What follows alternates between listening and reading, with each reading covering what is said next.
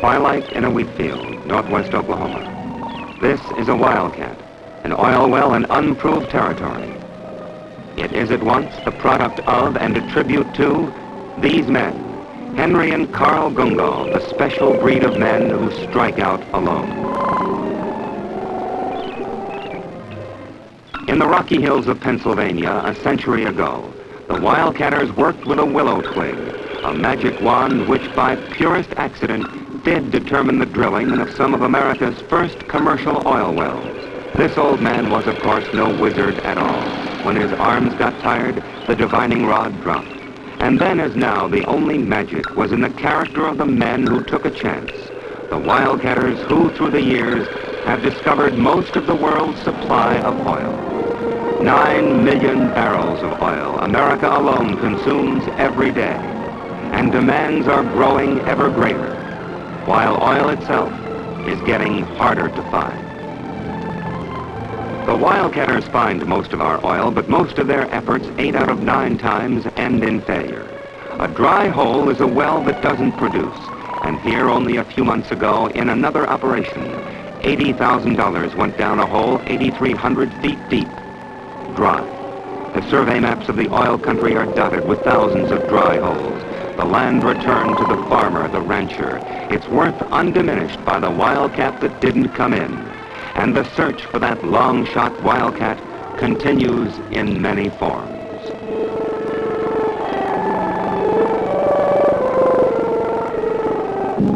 For Carl Gungal, the search entails endless days of driving through the vast Oklahoma countryside.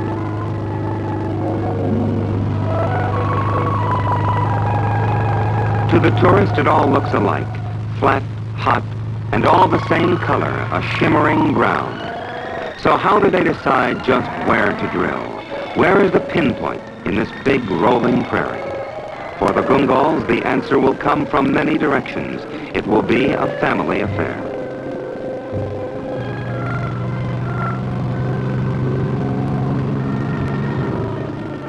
For Henry Gungal, his brother's long hours of driving are matched by painstaking study in the county courthouse. Here are documented other efforts to find oil, each in its own way, as hopeful as theirs.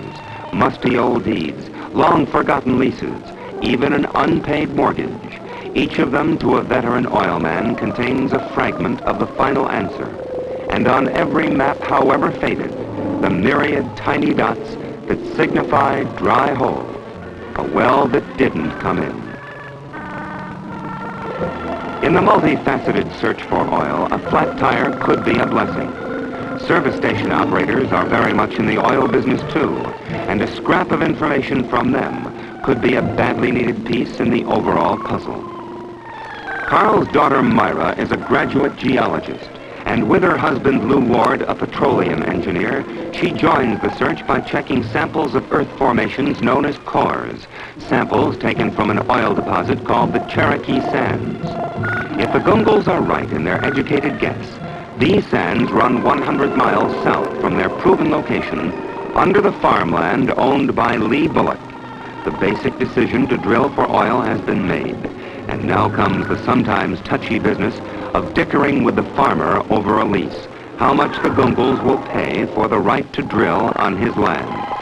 The fact that they also will pay for the wheat uprooted, this is taken for granted. For now is the time to back that decision with cash. Drilling for oil, win or lose, is an expensive proposition.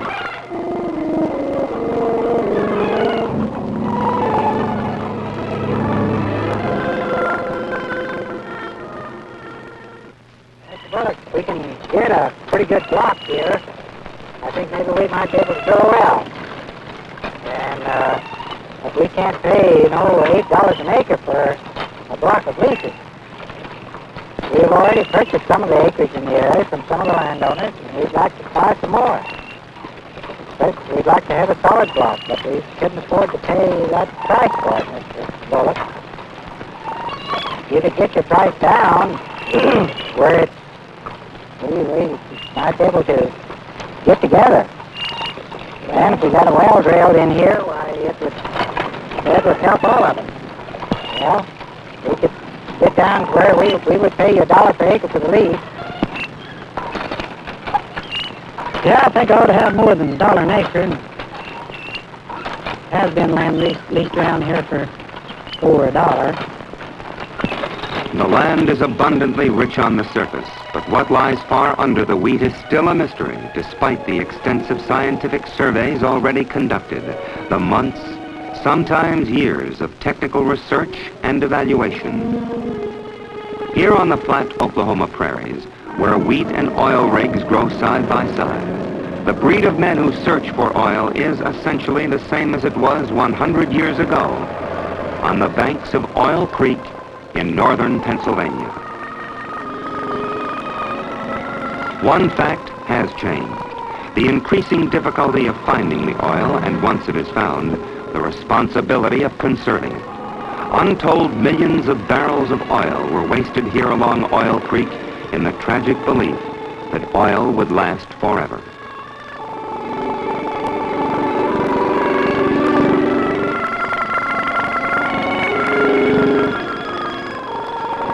It was a lusty and by now almost forgotten chapter in American history. The few bonanza years when the oil waited only a few feet under the surface for strong men with sturdy legs. Drilling for oil in those days frequently involved no more than a few lengths of rope, a green pole with lots of spring in it, and a primitive iron bit. Fortunes were made in exactly this manner, in the days when oil was used almost exclusively for illumination. Its discovery in the hills of Pennsylvania, giving man a new, exciting source of reliable light to learn by. Today, of course, the uses of oil are infinitely more complex, and these wildcatters of a century ago could hardly comprehend how complicated is the drilling for oil today. Today, that freshly cut tree is given way to a towering skeleton of steel, and the derrick itself is but the physical symbol of thousands of man-hours and thousands of dollars. The drilling for oil is a far more exact science than is the search for it. Far more costly, too. The odds are 1 out of 9 that the Gungals will find oil, but their effort will still cost them some $40,000. The drilling bits alone cost almost $200 apiece. The Gungals may well use as many as 20. And as these bits churn down toward the estimated depth of 7,000 feet, their progress will be aided by a fluid called drilling mud, which not only lubricates, but helps control the tremendous pressure. So costly, in fact, is today's simplest wildcat well, that no one party could bear the entire cost or run the whole risk. So before the Gungals can start drilling, they must raise capital from other sources. And to this end, Carl Gungal visits the offices of a major oil company in Tulsa, Oklahoma, there to ask for a dry hole contribution. Under this arrangement, routine practice in the oil fields, the company would receive, in return for its investment, nothing but information. But what it learns from this one wildcat well could give the investor priceless clues to the value of its own holdings. These men speak the same language. This is no place for high-power salesmanship. The odds are too well known. The maps, the geological findings, the known character of the Gungal brothers. These are the factors that ultimately will determine the answer.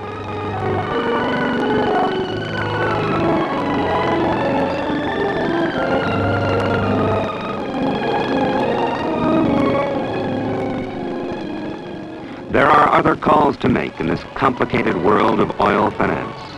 And as the Gungal brothers prepare its future, the wheat field waits with ageless patience.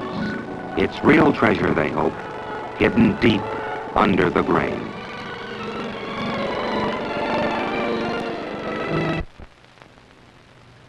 The company's division committee meets in regular session with the Gungle matter only one of the items of business. Proposals like this one are made often and routinely, but few climb this high. Because these people do have valuable holdings in the general area of that wheat field, because the Gungles are widely respected in a business where respect is the highest of tributes. For these reasons, their request is given careful consideration. The committee learns, among other things, that the Gungles plan to invest $25,000 of their own money, that another major oil company is pledged to another dry hole contribution, and that the drilling contractor is also in partnership for about $3,300. The vote is taken. Result, affirmative. They will spend $2,500 in that waiting wheat field where two men are convinced there is oil, though none has found it there before.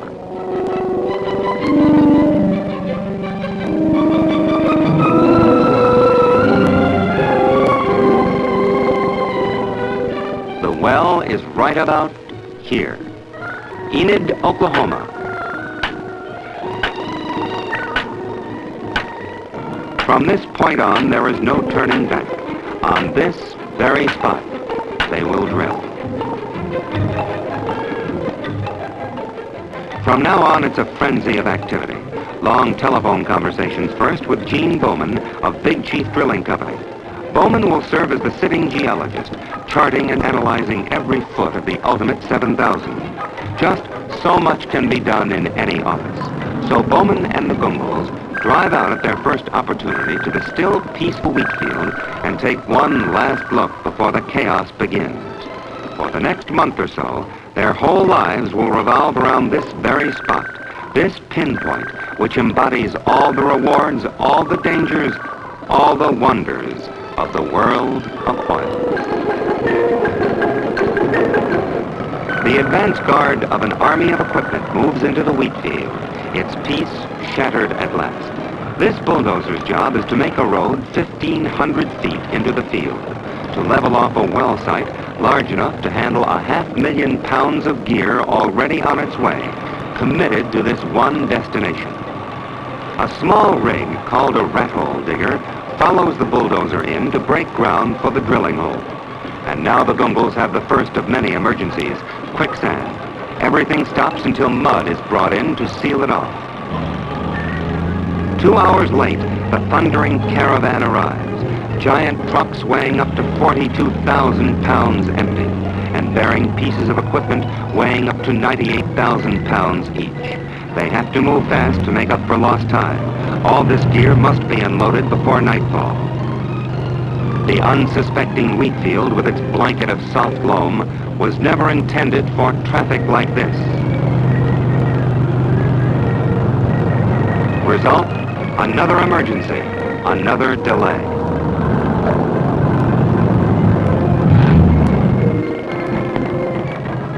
For the farmer, meanwhile, the wheat must be mowed.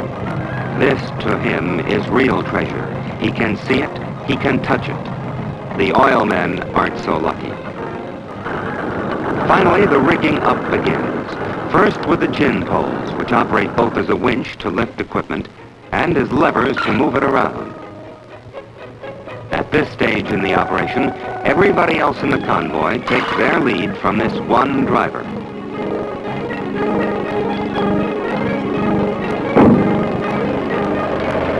Once all this equipment is unloaded, all but 3 of the trucks will move on to another location, another well. Despite all the delays, which everybody silently expects in the oil business, it's still hoped that the job of rigging up can be completed in 48 hours, and the only incentive pay here is pride in your job.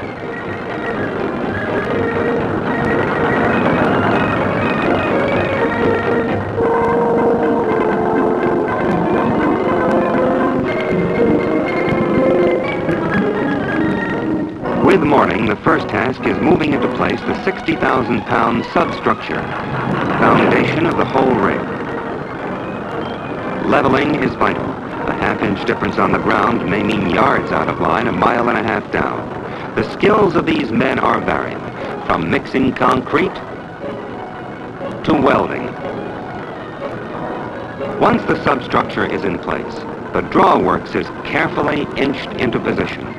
All 40 tons of complicated, vital machinery.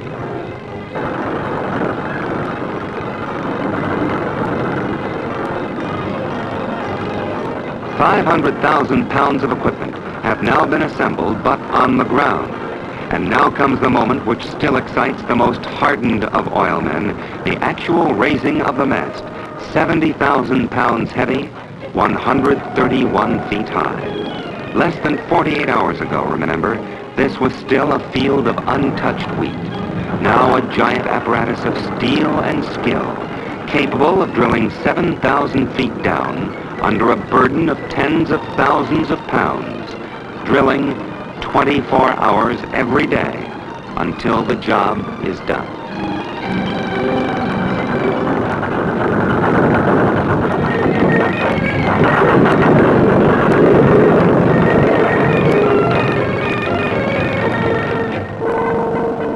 It's an exciting moment, but an anxious one.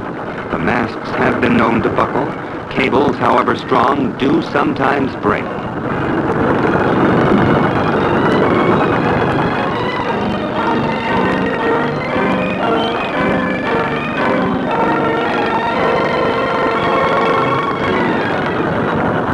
And as she inches up, let's think back, way back, 100 years back.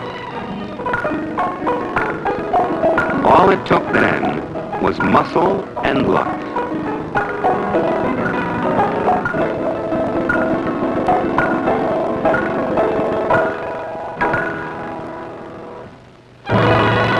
Finally, she's up, a deceptively fragile-looking framework of steel which marks one more milestone in this Wildcat dream which two brothers have shared. There were times when reality seemed so far away, but this, at last, this is real.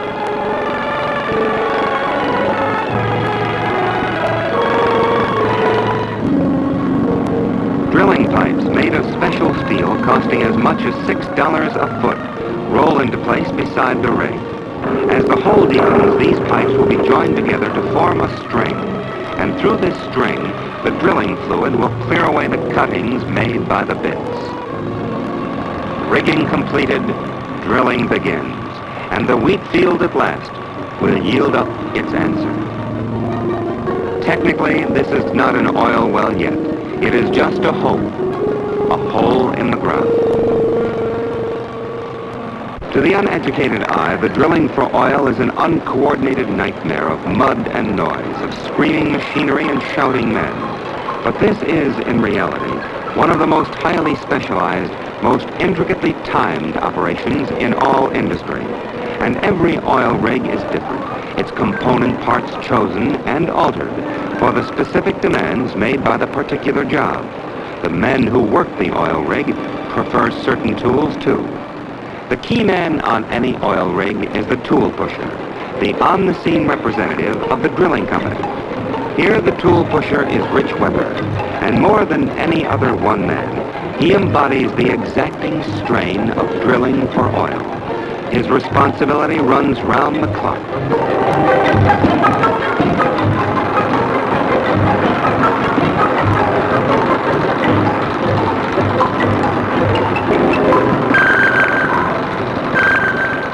He even sleeps, when he can sleep, with the rig and its crew in easy sight.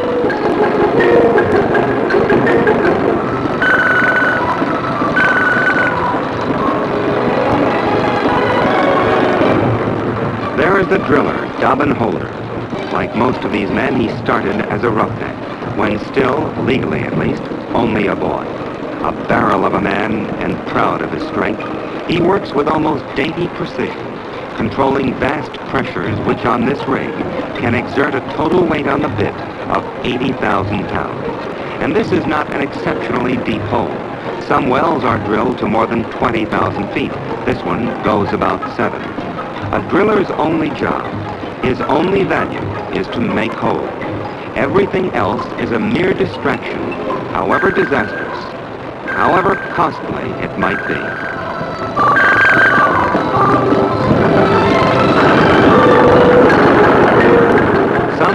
70 feet up in the framework of the rig is the derrick man, Frank Tillman. Here on a perch known as the focal board, the derrick man racks the 20 to 30-foot lengths of drill pipe, adding more pipe to achieve more depth.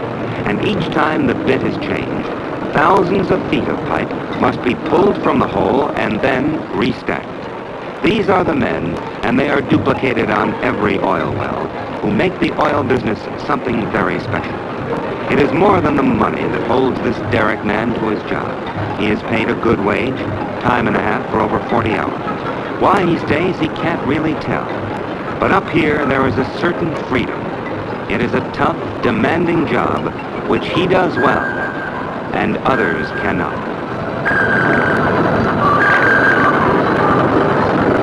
The family doctor for any oil well is the geologist. He knows first when things are going wrong.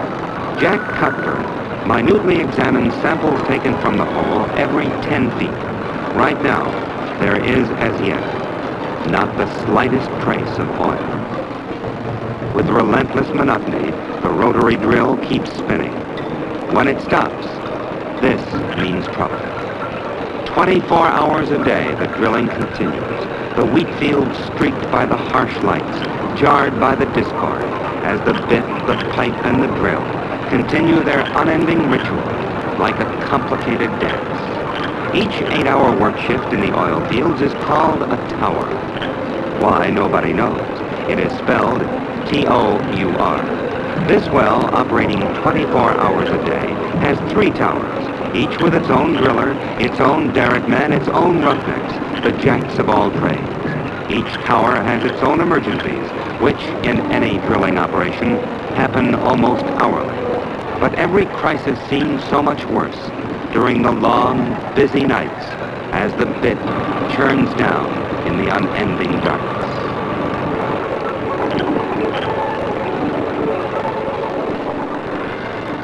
With the dawn, another tower takes its place on the rig. It's now estimated that this well will take about 22 days to reach its total depth of 7,000 feet. So far, the troubles have been minor, or as minor as any troubles can be, when man starts groping with his sightless machinery deep into the earth. The hardest job now, perhaps, falls to the wildcatters themselves, Carl and Henry Gungo, who now can only wait. Wait in silence as the rotary drill screams out its unending circle. Through the long days, the harvest continues. As far below the wheat, the bit crunches its way inch by inch towards 7,000 feet.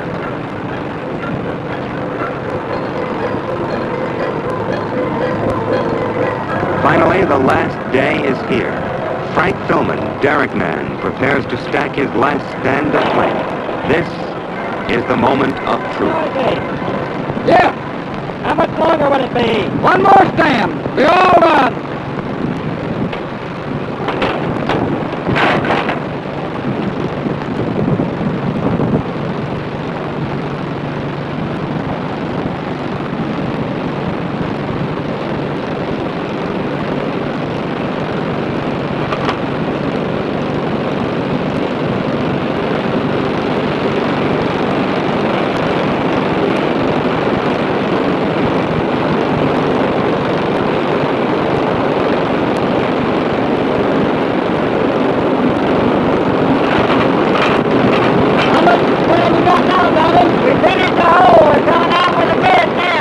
Final depth, 6,750 feet. Elapsed time of drilling, 22 days. Nobody counts the months of searching, the planning, and the hope. The last bit withdraws, reluctantly it seems, from what all clues right now would indicate has been an unsuccessful search for oil. And as the dripping mud gleams in the bright Oklahoma sun, the stop work whistle echoes over the prairie. The drilling is done.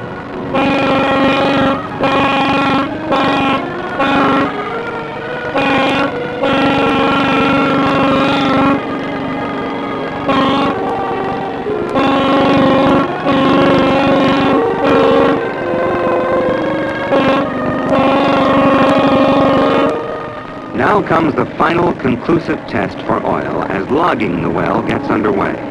as the long day stretches into an afternoon, and then an even longer night of waiting.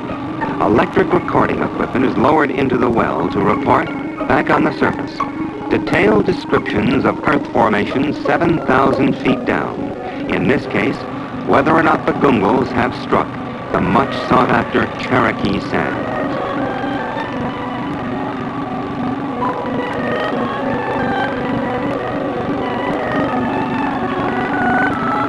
These last few minutes are always the longest.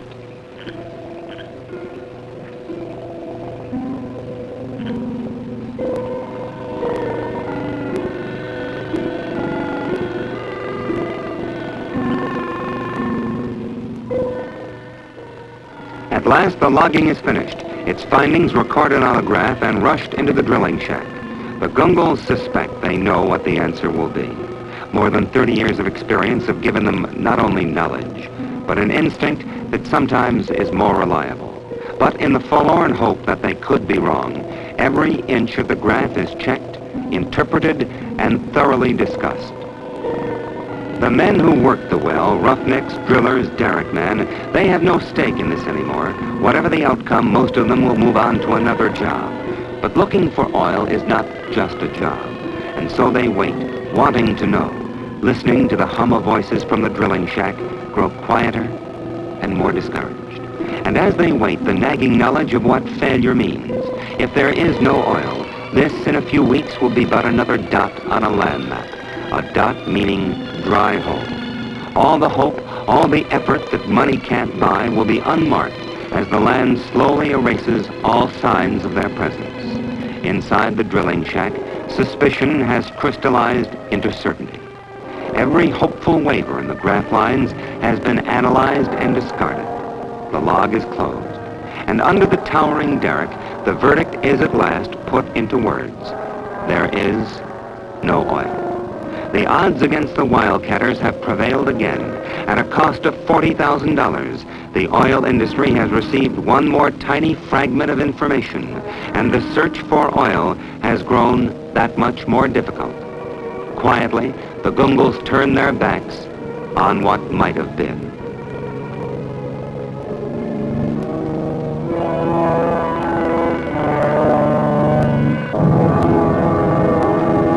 The very next morning, the derrick comes down.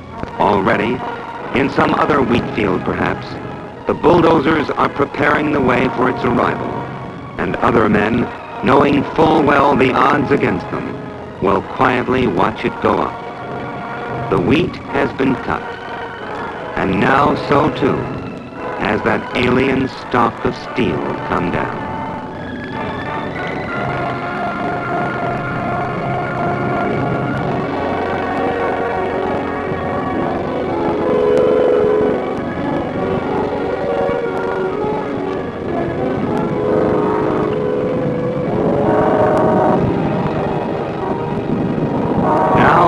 Once-a-day train whistles through the wheat field. The wildcatters have lost. But the free world has gained through their failure, as it always has and always will, through the efforts of men who strike out alone. To this special breed of men, to the character of the wildcatter, may there never be the end.